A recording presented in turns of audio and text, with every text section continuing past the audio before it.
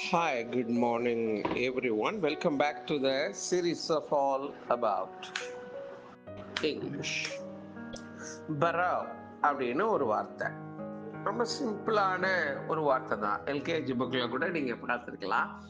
இருந்தாலும் ஒரு மீள்பார்வைக்கு திரும்பி டு கெட் இட் பேக், அந்த மாதிரி ஒரு ஞாபகத்துக்கு எப்படி வச்சுக்கங்களேன்.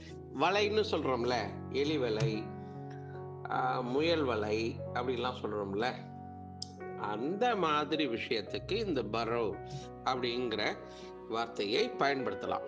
A hole or something like a tunnel dug by a small animal, especially a rabbit, as a dwelling.